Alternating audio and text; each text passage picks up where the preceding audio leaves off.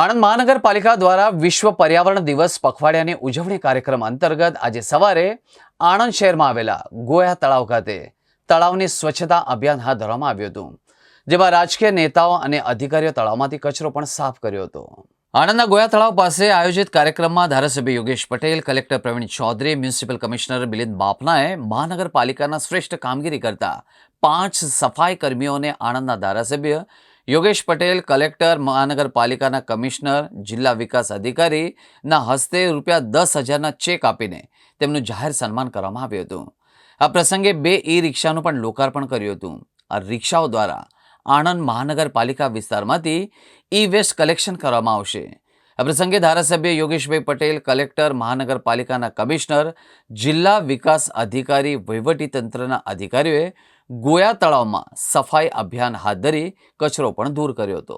5 જૂનથી સમગ્ર આણંદ જિલ્લામાં પર્યાવરણ દિવસની ઉજવણી સ્વરૂપે સ્વચ્છતાના આગ્રહી એવા આદરણીય નરેન્દ્રભાઈ મોદી સાહેબના મંત્રને ચરિતાર્થ કરવા માટે આજે આણંદ મહાનગરપાલિકા વિસ્તારમાં આજે સફાઈ અભિયાનની શરૂઆત કરી છે।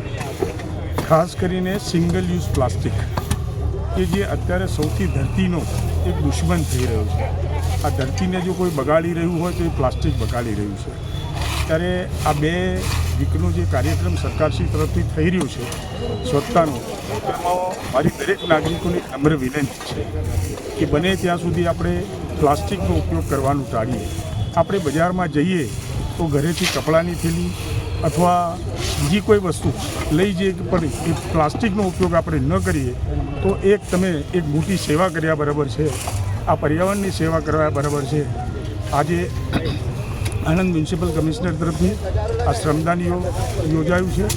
આજે તમામ નગરપાલિકાના કર્મચારીઓશ્રી, વહીવટીતંત્રના કર્મચારીઓશ્રી, કલેક્ટરશ્રી, ડીડીઓશ્રી અને મ્યુનિસિપલ કમિશનર સાથે સમગ્ર નગરપાલિકાની ટીમ આજે શ્રમદાનમાં જોડાઈ છે।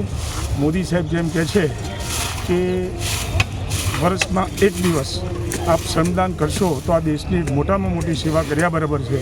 તો આપણે બીજું ન કરીએ તો આપણું ઘર, આપણું ફર્યું અને આપણું શહેર ચોખ્ખું રાખીએ અને આ સિંગલ યુઝ પ્લાસ્ટિકનો ઉપયોગ આપણે ટાળીએ, એ જ આપ સૌને મારી વિનંતી છે। 22મી મેથી શરૂ થનાર અને 5મી જૂન સુધી, 5મી જૂન જે કે વિશ્વ પર્યાવરણ દિવસ તરીકે આખા વિશ્વમાં જેની ઉજવણી કરવામાં આવે છે, તો આ 2 અઠવાડિયા સુધીની સતત પ્રવૃત્તિઓ અને આ વખતની વિશ્વ પર્યાવરણ દિવસની થીમ છે એન્ડિંગ પ્લાસ્ટિક પોલ્યુશન ગ્લોબલી।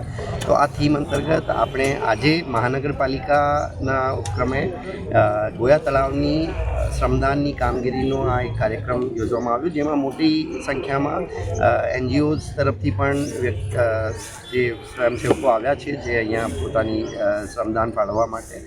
આપણે જાણીએ છીએ કે જે સ્વચ્છ ભારતનો જે એક લક્ષ્ય છે, આ લક્ષ્યને અચીવ કરવા માટે આપણને સૌથી પહેલાં તો જે કચરો ઉત્પન્ન કરીએ છીએ અને જે જાહેર સ્થળો ઉપર જે કચરો નાખવાની જે એક બિહેવિયરલ ચેન્જની જે ખૂબ આવશ્યકતા છે, આ બિહેવિયરલ ચેન્જની પણ એક થીમ આપણે લઈને આખા 2 અઠવાડિયાના કાર્યક્રમો નક્કી કરવામાં આવ્યા છે, જેના અંતર્ગત આણંદ શહેરમાં, આણંદ જિલ્લામાં તમામ તાલુકાઓમાં જુદી જુદી પ્રવૃત્તિઓ આગામી 15 દિવસોમાં જુદી જુદી પ્રવૃત્તિઓ હાથ ધરવામાં આવનાર છે।